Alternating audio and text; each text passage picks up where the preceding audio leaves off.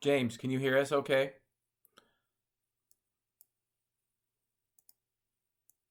Hey, James, are you there?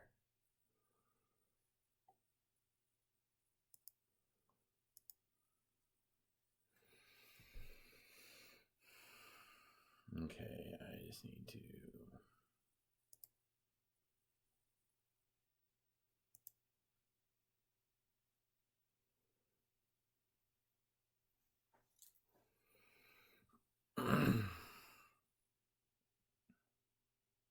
Hey, James, you there yet?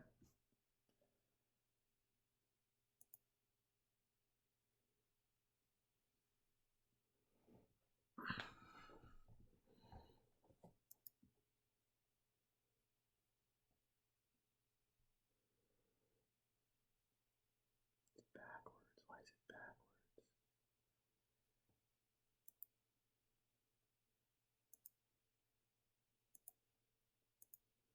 Hey, James, are you there yet? James, are you there yet?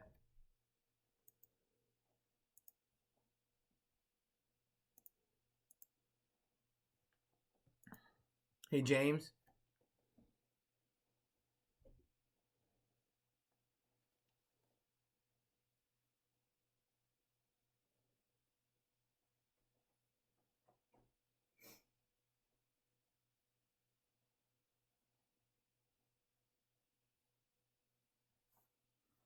James, you there? Hello? Hello? Hello? Hello? Hello, James?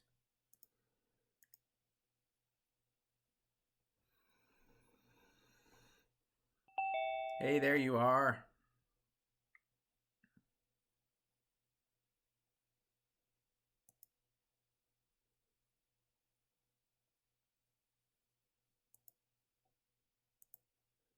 Hey, James, I can't see you. Can you see me yet?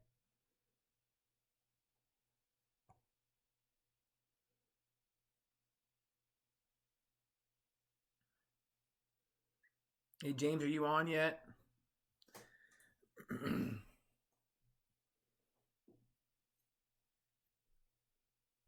James, are you there? I can't see you.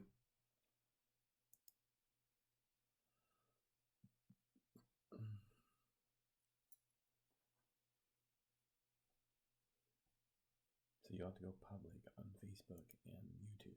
There he is. There you are. Hey, James, how are you? Can you hear me okay? James, can you hear me okay?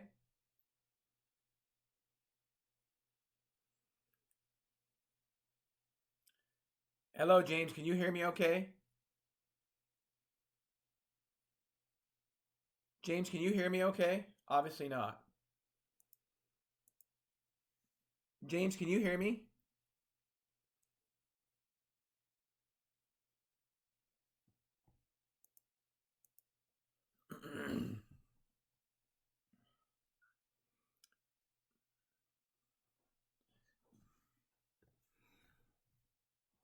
James, can you hear me okay?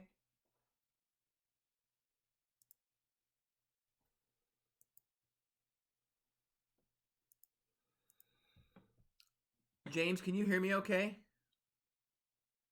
Can you hear me? James, can you hear me at all okay? Yeah, I can hear you now. Sorry. Oh, okay. All right, cool, cool, cool. Okay. So we're practicing here. So we're not live on Facebook yet, but we're practicing some stuff, okay? Can you so you can't see Do we me. have to? Are we doing video? Because I'm in my car right now. Um we are, is that okay? Um, yeah, I guess so. That's fine. I'm Oh, on my road to an event. I pulled over, but okay, yeah, okay, cool. I wasn't sure. I thought I might be able to be somewhere else, but Okay, cool. No, this will work out fine. Can you hear me all right? yeah, I can hear you good. Okay, and I can hear you fine. Um, so we are going to get started here. So yeah, Janet, you would just go public with those things, and then we'll get started. Does that make sense, Janet? Mm-hmm. On these things. Yep. So you'll go public with that, and then you can go back and we can watch James. Okay, does that make sense? My phone, honey.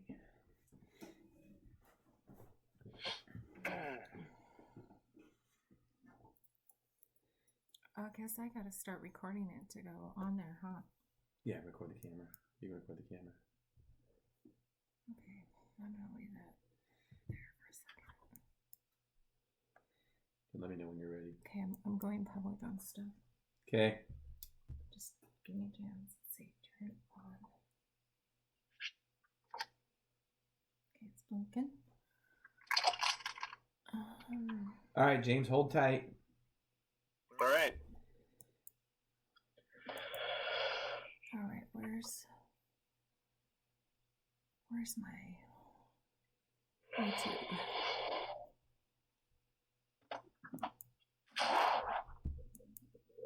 I'm not seeing YouTube on here. You're not going to see Facebook either. You got to go over to this one right here. That one's there. There we go. Okay. Change the battery pack in the camera.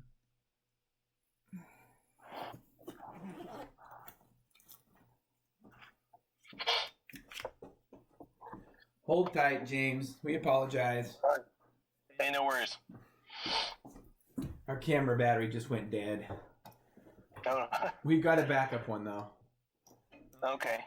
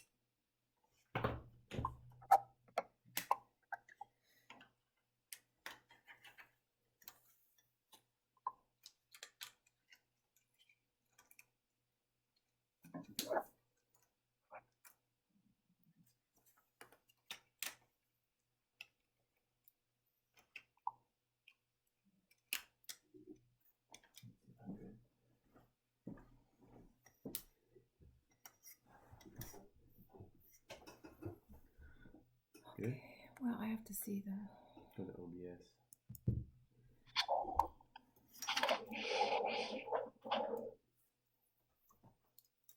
Thanks for your patience, James.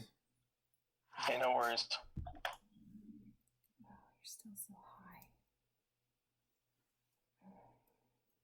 We're trying to perfect this system. Okay. I need something to set this on.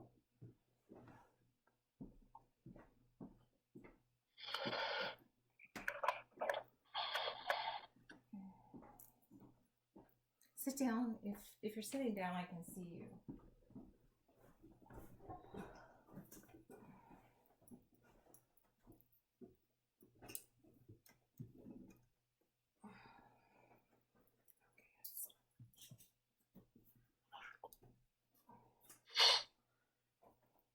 Okay. We good? We good? Is it streaming Facebook and...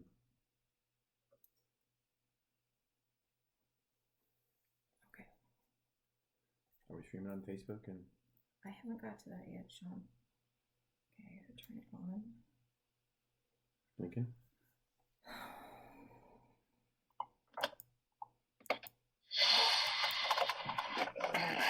Okay.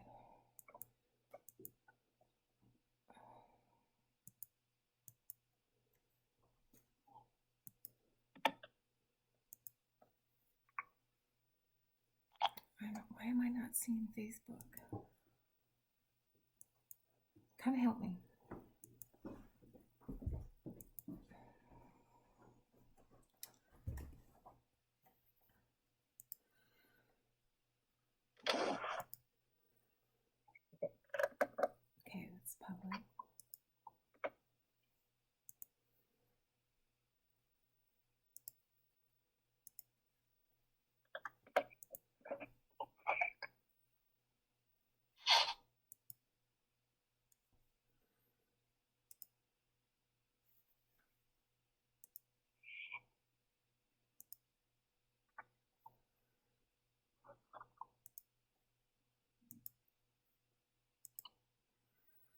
Right?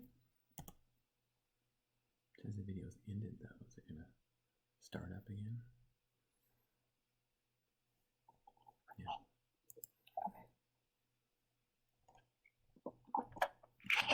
Okay. All right. Are we recording the camera?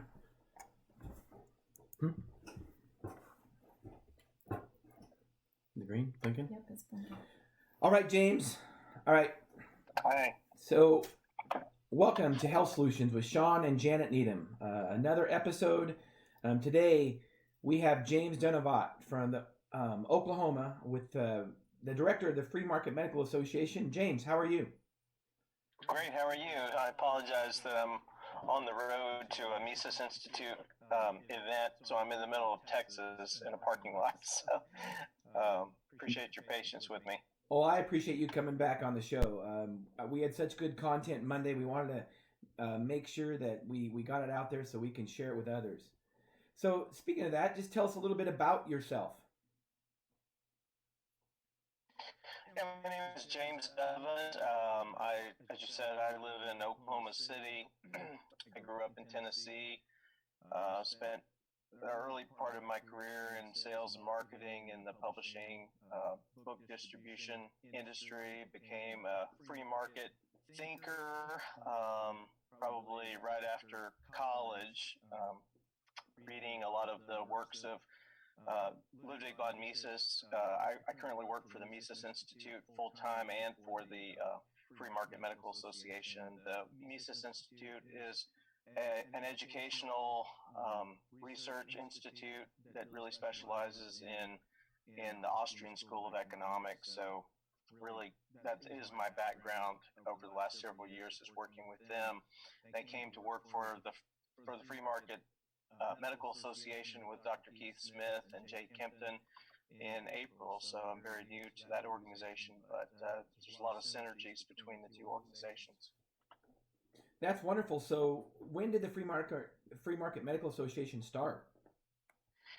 It started in 2014 after Dr. Keith Smith and Jay Kempton, many had been working together for several years, but they decided that they wanted to create an organization where they could teach others around the country how to implement free market principles in medicine and healthcare. All right. So, what is the purpose of the Free Market Medical Association? Go into a little bit more detail.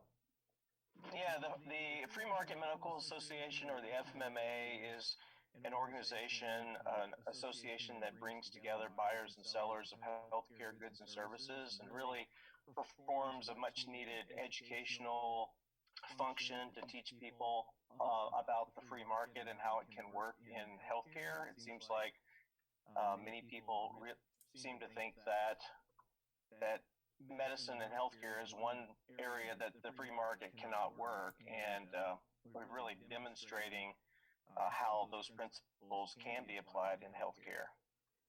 So, tell us a little bit about what you mean by the free market working in healthcare. Well, the basis of a free market is the direct relationship between a buyer and a seller with a transparent, honest price. And so you have to have a price mechanism in the market to really allocate resources in the free market. Both the buyer and the seller win, or that transaction never happens in the first place. So it really is a win-win proposition. Well, in healthcare, in the current state of the healthcare system today, there are a lot of middlemen and intermediaries that get in between the buyer and the seller. We have obviously the federal government. We have third-party payment services like insurance carriers that really don't perform insurance services anymore. They're really a payment mechanism. In the employer world, we have brokers, we have third-party administrators, which may not necessarily add any value to that transaction. So the free market, the market is to really bring the buyer and seller together as closely as possible. And if there are any intermediaries that are in the system, they should be facilitating value for that buyer and the seller. So you mentioned earlier Dr. Keith Smith, and will you tell us a little bit of background, because I think he's kind of instrumental in setting up the Free Market Medical Association for what you say. Yeah, he is a co-founder of the Free Market Medical Association. Dr. Keith Smith is an anesthesiologist in Oklahoma City who co-founded the Surgery Center of Oklahoma about 20 years ago. And for approximately the last 10 years, I think it was about 1999 or so. Well, no, it was after that.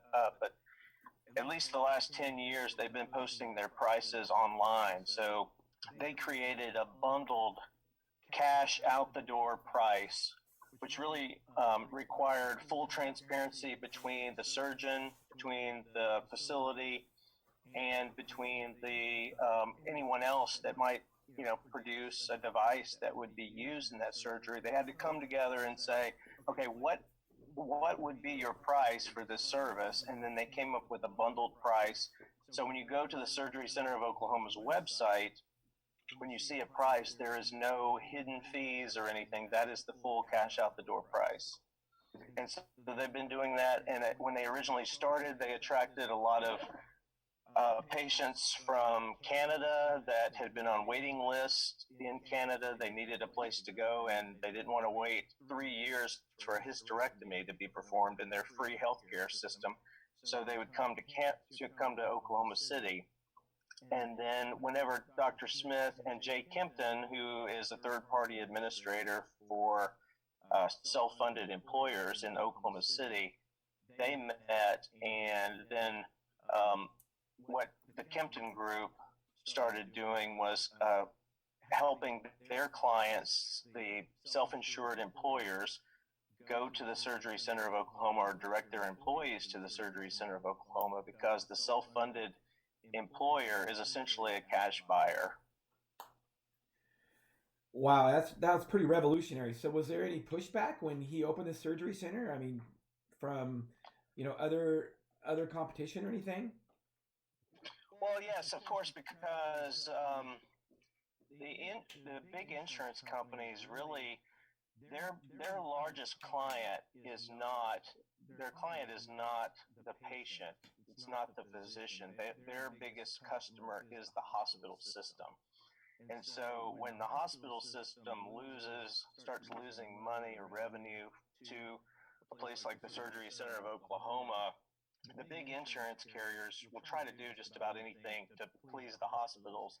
So, they work together like a cartel and really did try to shut down and tell employers they can't use the Surgery Center of Oklahoma. So what they will generally try to do is make an employer sign a contract to say that they will not go to a cash facility like the Surgery Center of Oklahoma. It sounds crazy, but so they did things like that, and that's really what drove Dr. Smith and his partners to post their prices online and say, well, we'll let the market decide, and that is going to be our value, and that separates us from everyone else, is that we do have transparent pricing. So can you give us an example of some pricing differences on certain surgeries and how there's a savings? Well, the sad thing is that they're really outside of a free market cash system. In one city you might have a wide range of prices, and most people don't even know what most providers may not even be able to tell you what the price is in advance. But one example I've heard, example would be like a hernia repair, for instance, could go from anywhere from $12,000 to $30,000 in a hospital system, whereas the cash, bundled price is a little over $3,000. So in general, most procedures at the Surgery Center of Oklahoma or a free market transparent cash provider are going to be 6 to 10 times less expensive than the typical hospital. And that's not because the surgeons at the Surgery Center of Oklahoma are somehow, inferior, or or some, a new doctor that's never performed the surgery. So these are the highest quality physicians. Where the cost is driven up in the system is the facility fees that hospitals can charge. And they're also incentivized to raise the list price as high as possible because they keep their nonprofit status by claiming that they've lost all this money whenever they discount it for for the insurance company. And the insurance company on the other side of the equation is writing a contract with employers that pays them based on the discount that they are able to get for that employer. And so the insurance company naturally has an incentive, a very perverse incentive, for the list price of a procedure to be 10 times higher than what it really should be, because once they quote discount the price or get a discount off of that procedure, then they claim that they've saved their employer a lot of money, when that's really not the case. Yeah, only in healthcare have I ever seen that kind of crazy accounting. I sat on a public hospital board a few years back, and I always thought it was amazing how they would, have $100,000, but they wrote off 60,000 of it, when in reality, the bill shouldn't have been $100,000 in the first place. Nobody pays that $100,000. So, and they write it off as kind of like charity or something, and act like they're losing money. It is, and most big healthcare organizations do that, and I think it's just the craziest accounting I've ever seen. There's no other industry like it, and I think partly it's because of that third party you're talking about that's involved, those big insurance carriers. So the hospital can, tell them what a good deal they're getting because they're sending them all this business. I think people really need to know that nobody really pays that price. Right. And they're masters of marketing. So everywhere you go, you see billboards for the big hospital systems. The hospitals are very connected in every community. They're the largest employer in every community. For the most part, they're probably the biggest campaign contributor to all of the politicians in your state. So there's just a lot of cronyism across the board at every level, whether it's the local government, the state government, and of course the federal government as well.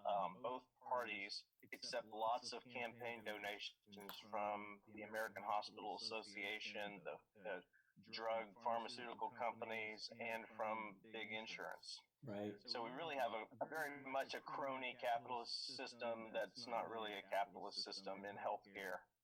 So you talked about the Free Market Medical Association. So are there other examples of entities, that aren't necessarily surgery centers that are kind of playing into this free market? Well, yeah, a lot of the big savings. Well, of course, for an employer, for individuals, is in those surgical procedures, especially orthopedics. So, where this really starts in a lot of ways, like orthopedic surgeons. So a lot of this is starting with physician-owned practices. And that's really a key, I think.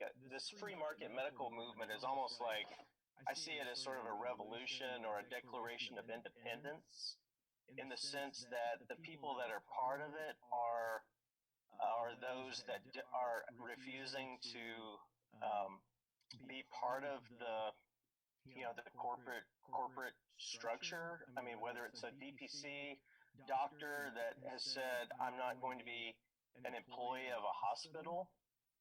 And let's go back, to the blame should go to the federal government again, because they have passed so many regulations with electronic health records and things like that. And then, of course, when they do that, in order to pass that, the hospital association says, okay, we'll go to electronic health records, but you're going to have to pay us to implement that because it's so expensive. So the big hospital systems and corporations have gotten all kinds of government subsidies to help fund those, quote, innovations that were really central planning practices.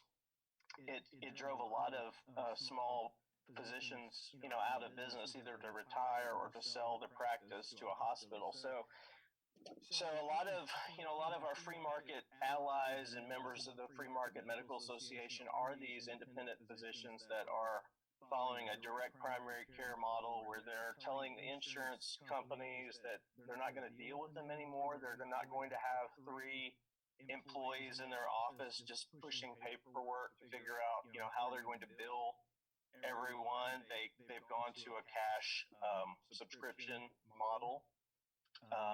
And then a lot of specialists, of course, physical therapists. We have a lot of physical therapists, ear, nose, and throat specialists, orthopedists, spine surgeons, all across the board. We have a lot of people that are involved in this, and I think it's time. It's so, like I've heard Ron Paul say before, it's an idea that time has come, and the system has gotten so bad that people are looking for solutions, and opting out of insurance, Medicare is just a great solution for a lot of people now.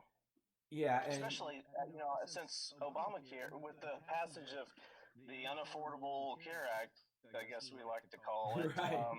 People premiums have gone up across the board. So if your premium on your insurance is as much as your home mortgage, and your deductible for your family is $7,000 or $8,000, you're really incentivized to start shopping and finding the best value for your health care again.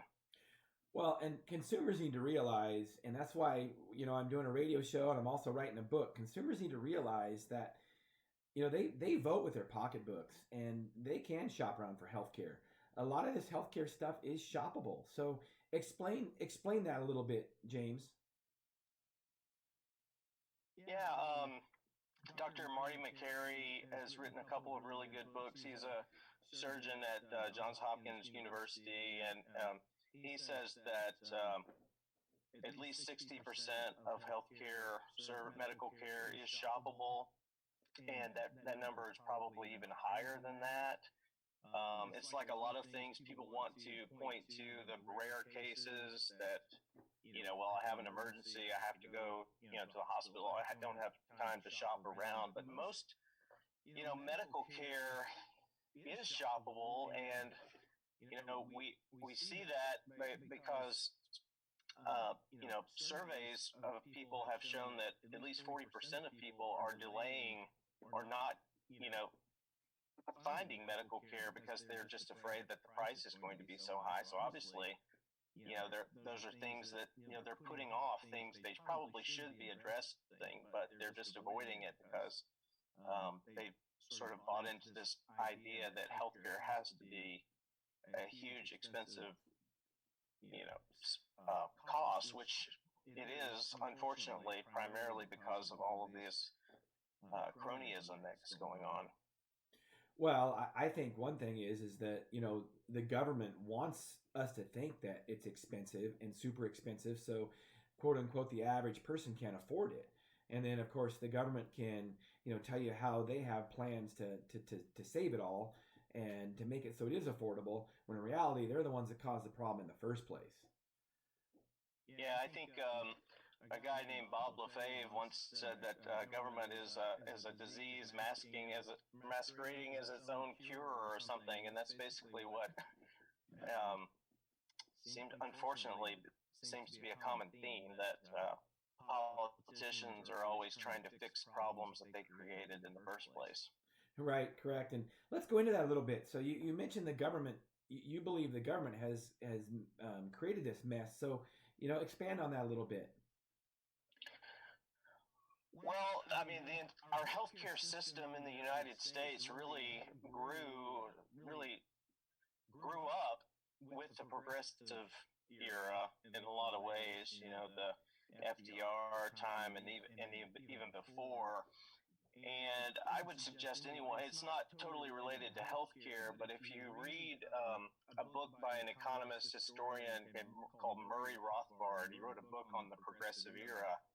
And in the before the progressive era, there were a lot of industries that had tried to form these cartels, and they never worked in the free market. They would try to get together and set a price, and a new competitor would always come along and break their price, or one of the cartel members would cheat and come up with a different price. So really, in the progressive era, there was this mindset that we need to have the government step in and protect everybody from big business. When the reality was, it was really a collusion of big business and the government to create regulations and rules and prices that would lock out competition. So all of this sort of happened about the same time that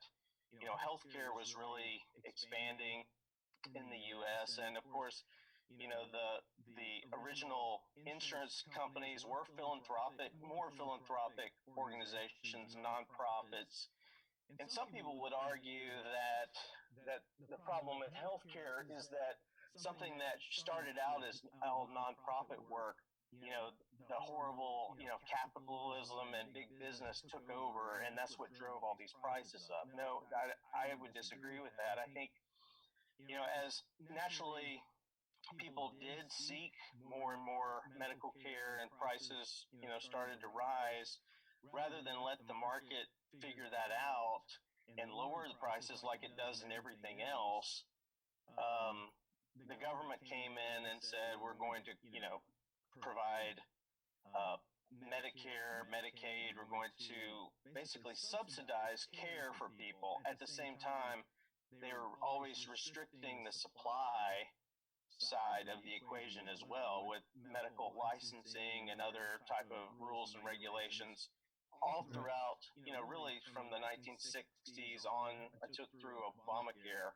We've had some kind of government intervention that's caused an unintended consequence, which then they had to come back later and make a new law or rule that would try to fix the system, but it only made it worse. Yeah, and one of the things is that you mentioned the FDR era, and that's when Social Security came about, of course. And of course, Social Security, when that was able to be passed, that's where Medicare kind of tagged onto that later on, back in the 60s.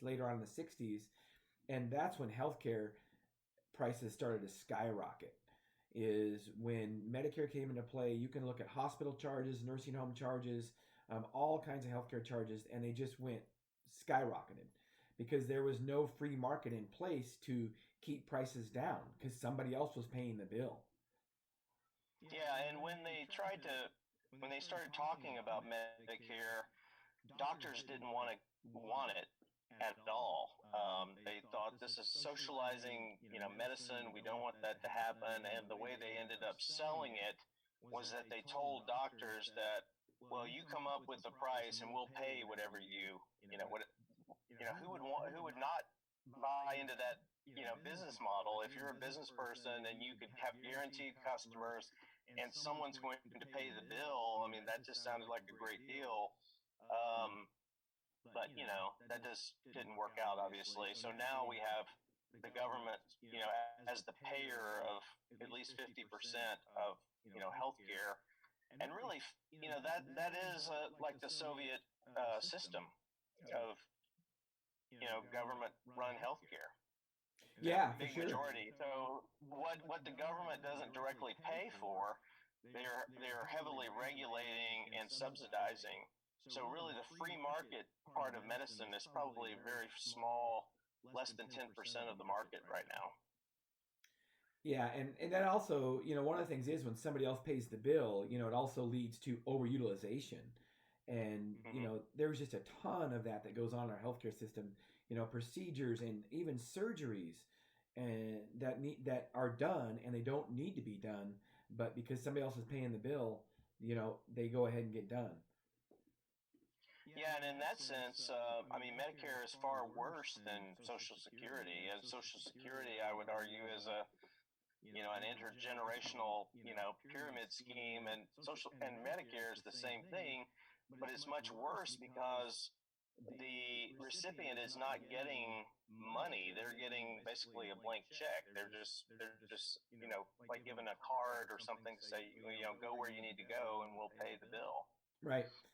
I write about this in my book. My book is called Sickened: How the Government Ruined Healthcare and How to Fix It. And many of these principles I talk about in my book. You can follow my book on Facebook, the Sickened How the Government Ruined Healthcare page. And that's one of the reasons I started this podcast and radio show, because consumers aren't necessarily educated on it. I mean, my wife and I, we've been living this for many years. We've had a pharmacy, Moses Lake Professional Pharmacy, since 1998, and we haven't billed any insurance since 2002. So we have been a cash only pharmacy, letting the free market set our standards for 17 years now. So I believe we are way ahead of the curve, and I believe you're right, James, when it comes to the future of medicine. I think the DPC model, which, if you guys are not familiar with the DPC model, that's direct primary care. On episode 2 of Health Solutions, we talk about that. And I think that's kind of the future. There's going to be 2 kinds of medicine. There's going to be government medicine, and there's going to be free market medicine. And I know what I want to be a part of. I don't want the government telling me what kind of health care me or my family can receive. Well, yeah, I mean, if you think about it, I mean, healthcare is an essential part of our lives, but so is food and housing and many other things that the market provides for those things. And if the government had been like delivering milk and bread for the last 40 years, people today would be saying, well, how would we get milk and bread if it weren't for the government? So in everything else that the government is not subsidizing or regulating to the extent that they do healthcare, prices fall because people have to create value for consumers, and the consumer is sovereign in the marketplace. But unfortunately, in healthcare, the consumer is not like you said, the person using the service in most cases is not the payer. So they don't have an incentive to shop. They don't have an incentive to limit the amount of service or decide, if you're going to buy a Toyota or a Cadillac, well, if somebody else is paying for it, I guess I'll take the Cadillac or the Lexus, right? So of course, and it sounds good, that right? Problem. Right. It sounds good at first, kind of like when the doctors didn't have to worry about what they were charging when Medicare was first started, and it sounds great at first, until all of a sudden Medicare says, well, you don't deserve a Cadillac. All you get is, the cheapest Gremlin we can find. And that's essentially what happens when the government takes over. And, And that's really what created the managed care organizations like HMOs. That came along in the 70s under, Nixon, because they realized that, we're going to have to ration care somehow. And then eventually that's how the insurance carriers became sort of the people that were in charge of rationing care and creating the system where, you have to go and get like 3 or 4 referrals before you can, see a specialist. You can't just, so there are a lot of problems that have taken place. And then of course, pharmaceuticals are like a totally different story. But oh yeah, I could write a separate book on that. And I think one thing that we need to realize and need to educate consumers about is, I think the government indoctrinates us, and you hear it in the media how important health insurance is, and everybody has to have health insurance, and if you don't have it, you're uninsured, and you need some kind of government program. But I think one thing that we fail to realize is that the best insurance that we have is not some kind of premium or some kind of policy that we can buy. I mean, the best insurance we have is how we take care of ourselves, how we eat, how we exercise, how we sleep. That's the best insurance we have. Way better than any kind of policy that we can buy. Yeah. Well, there's definitely a confusion or a conflation of health insurance and health care, and people tend to think that coverage equals care, and that's definitely not the case. Yeah, that In is fact, totally. what we're seeing with these high deductible plans and the way that the hospitals and the insurance companies create these phony prices and discount. And in a lot of cases, even if you have insurance, you're better off to leave your insurance card in the car when you go to the doctor, because the price might be so high that even after your insurance pays what they say they will pay, um, your out of pocket cost is even higher than what it would have been if you had just paid cash. So Yeah, absolutely. And a lot of people don't realize that. That's one of the things. They think they have to use their insurance because it's some benefit their employer buys for them or they get from the government or whatever. But in reality, many times paying cash, you're much better off, and you get better service many times because you don't have to jump through all the hoops. yeah, I think more and more doctors will follow this model, but I think they're just maybe afraid that that they've been in this system for so long. That's just all they know. Maybe they also, it's easy to be part of a network where customers just show up. But in the free market, you have to do a little more work. You have to market yourself, and you have to demonstrate on a regular basis that you're a quality, your service is quality. And that's why these direct primary care practices are becoming popular so fast, is because once a person experiences the customer service from a doctor that has to please them as a customer, and they don't want to go back to the other system. Yeah, that's sure. That's for sure. And unfortunately, a lot of patients haven't had that experience because they don't know any different. But there is a huge difference for sure, because really, when you look at it in our typical healthcare model, our typical healthcare system, the patient is not the customer because they're not the one paying the bill. The Right. customer is the insurance company or the government, and sometimes those go hand in hand. So that's actually the customer. So really, honestly, that's who they're giving the best treatment to, not necessarily the patient. And that's why a lot of times service is not the best in those kind of organizations. Right. You're just a billing code, and you go to the doctor, and you're only in the doctor's office for 5 or 10 minutes while they enter some code in this, government mandated or insurance mandated through the government billing system. And so that's their main goal, is to get the correct billing code in there, get you out the door as fast as possible so they can get paid something.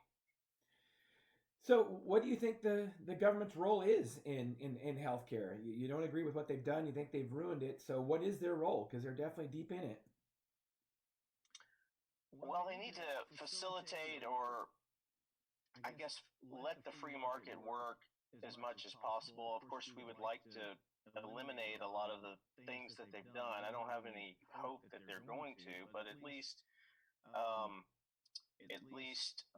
allow the free market to compete. Obviously, I mean, we don't want the government to come in and say that cash providers are against the law. I mean, that would be the absolute worst thing that could happen. So don't do anything else. We would prefer them to just stay out. One thing that I guess government could do is that there are a lot of government employees, and they all have health care. And so we as taxpayers could lean on our state, federal government to say, hey, for all these government employees, we want to make sure as taxpayers that you're using our money wisely, and direct those government employees to the best value providers, and show them that there are high quality, low cost providers out there. And so I think we could demand that transparency. We could, I don't necessarily feel that the government needs to mandate price transparency, because I think these truly free market transparent providers, we just need to get the word out about who they are. But we, at the same time, why not say that, okay, these government contracts that are out there with hospital systems, we want some open records to see, what those contracts look like, and why is my state government contracting for state employees to go to a higher cost provider? And I think what you'll find out if you really dug deep is the reason that's happening is because the hospital CEOs are on some board and they're politically connected. So, they don't want that transparency to be revealed. Yeah, I'm sure if we Lack of transparency. right, I'm sure if we dove into it and followed the money, that's exactly where it comes from. So back with the Free Market Medical Association. So how many members do you guys have? Oh, we have about 300, a little more than 300 active members. We have a lot of affiliated members as well, but that's primarily doctors, physicians, surgery centers, but we also have a lot of free market facilitators that are providing value. So a transparent third-party administrator that provides services for an employer, free market friendly consultants or brokers that are working for the employer and not getting huge bonuses from an insurance carrier in exchange for, making sure that your premiums go up every year. So a lot of valuable facilitators, and also a lot more and more self-funded employers are coming around to this, because if an employer is self-insuring and paying out of their operating expenses for their employees' health care, they are not giving control of their health care plan totally over to an insurance carrier. So they can look at all the claims data. There's still privacy with the employees, but they can say, okay, last year we paid $100,000 for a procedure that we could have gotten at, a free market provider for $20,000. So a lot of times it only takes 3 or 4 procedures for a company to save hundreds of thousands of dollars. Yeah, that's just incredible, incredible. So what is in the future? Where do you see the Free Market Medical Association going? Well, we're growing all the time. We're adding several new members every month. We have local chapters in a lot of states. I think we have up to about 26 local chapters. Just in the last few months, we've added local chapters in Amarillo, Texas, San Antonio, Texas, Arizona, Colorado, San Francisco, and Montana. So as these free market providers are starting up all around the country, a lot of them are deciding to form a local chapter of the Free Market Medical Association, and that way they can really teach these ideas to their community, bring in employers in their area, bring in brokers that are willing to follow this model. But I mean, the key is there are a lot of people that make a lot of money off the broken system. And the people that are really getting the shaft are, in a lot of ways, the doctors are getting accused. The doctors are taking a lot of blame for the cost being so high when they really shouldn't be, because a physician or surgeon doing the same procedure at a nonprofit hospital in most cases will be making less money on that procedure than they would if they were doing it at the cash facility like the Surgery Center of Oklahoma. So most of the money is going to the hospital systems, the hospital administrators, all of that. They're built, hospitals are always building new wings to their buildings, just like universities do. There's always a crane at a hospital or a university, and there's a reason for that. It's because there's a lot of money flowing from the federal government and from all of this opacity in the system. Insurance companies are making a lot of money. Brokers really have no incentive for the most part to adopt the free market model because they're making lots of bonuses and kickbacks from the insurance carrier. So we're fighting an uphill battle, but I think people are starting to get it. This is starting to grow and get more attention across the country. Yeah, I'm so glad you're out there, and I love sharing the information because people do need to know that they are empowered. They are empowered for their own health, their own health care, and they can shop around, and they don't have to take no for an answer or take yes for an answer for that matter. There's lots of options. So, is there in my state of Washington, James? Is there a free market medical association affiliate? We don't have a local chapter, but there are a number of direct primary care practices in Washington. I think now there's 1,000 DPC or more around the country. I know of at least one transparent surgery center. I think it's the Pacific Surgical Institute in Longview, Washington. Okay. Yeah. But outside of that, outside of that, we always say you can go to the Surgery Center of Oklahoma's website, or you can go to the FMMA Shop Health website and look up a procedure, see what the cash price would be.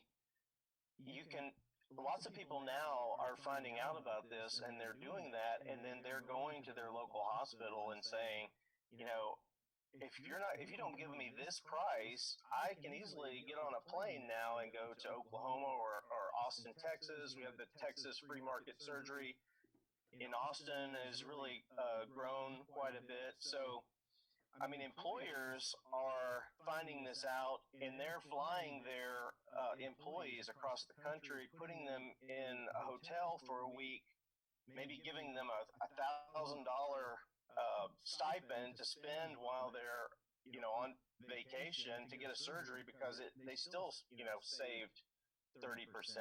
So medical tourism is alive and well, and not just outside the U.S. People are traveling all around the country to find these cash free market providers. So do it. That's right. That's wonderful to hear. So you guys have an annual conference. The Free Market Medical Association has an annual conference every year. Is that correct? Yeah, we have an annual conference. The first, this will be our sixth one, I believe. It's going to be in April 30th through May the 2nd in Dallas, Texas.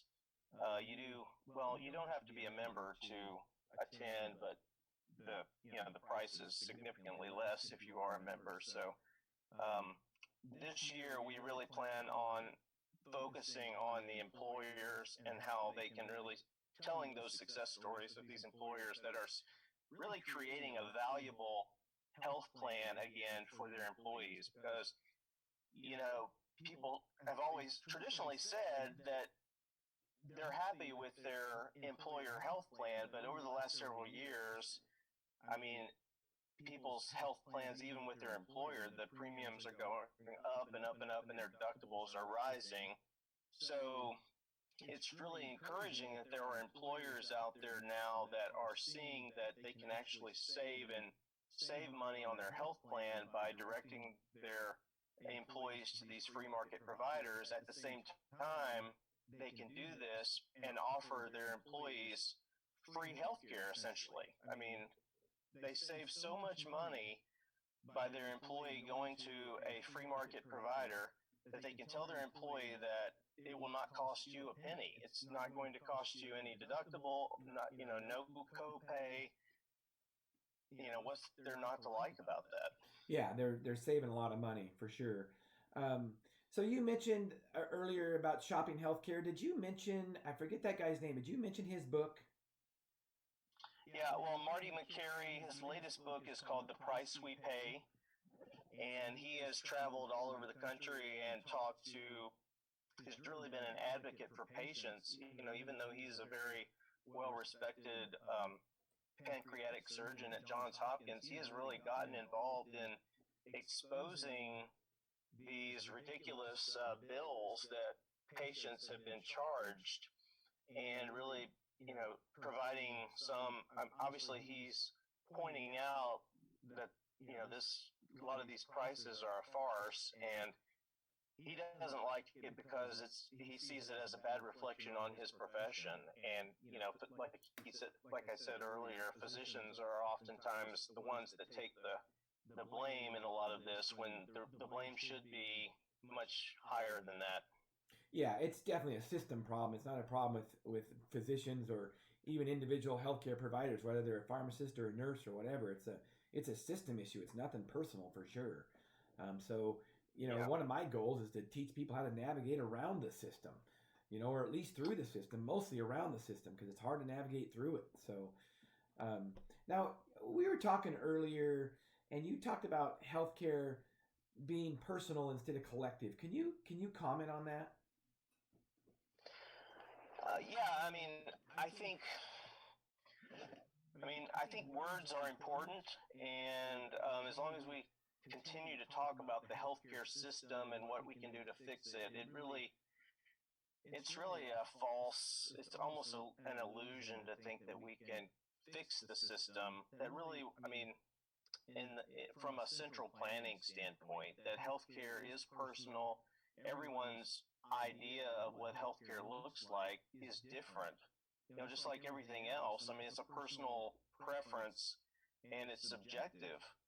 And so for us to take something that is subjective and has subjective value to it, since everyone values, healthcare differently, just like they value, what kind of restaurant they want to eat at. Some people prefer fast food. Some people prefer, fine dining. So, your mindset of how you look at healthcare is different. So I think it's kind of a bad thing for us to think, well, we have this health. Obviously, the system, there is such thing as a system. The system is broken, but I think we need to get out of this collectivist mindset. And really, the whole free market medical movement is about starting from the ground up, at the lowest possible level, restoring the doctor-patient relationship. And if you insert yourself into that relationship in some way, if you're an insurance company or whatever, what value are you adding? Are you facilitating that direct relationship between the patient and the doctor, or are you impeding that relationship somehow? And so the farther we get away from that direct relationship, the more problems occur, because no one in Washington can really have any solutions any more than, central planning doesn't work in any other business either, so you can't have, the Soviet Union tried it, in the system, if you don't have a price system, you have no way of knowing how to allocate resources. So all you end up doing is the federal government just throws money out, and where the money ends up going are the people that are the most closely affiliated with the government.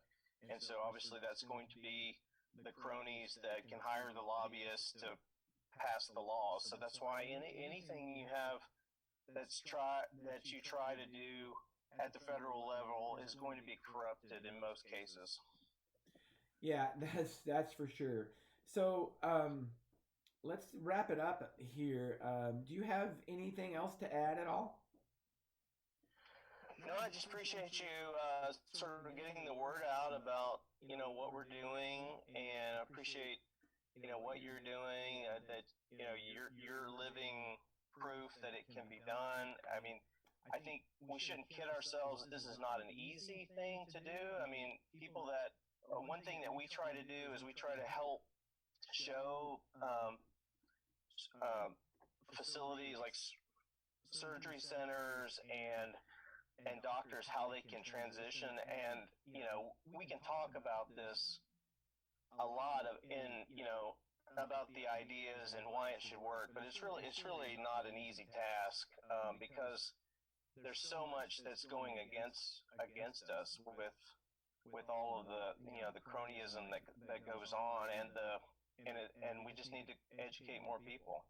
Well, thank you. Yeah, I totally agree, and thank you for your compliments. And we do. We need to empower consumers and let them know that they are the drivers and they're the ones that can make this change. It is up to them. So we need to let them know that. And I appreciate you being on our episode today, James. And we're gonna wrap this up. This is another episode of Health Solutions with Sean and Janet Needham. Thank you so much. Thanks. Have a good one. Bye.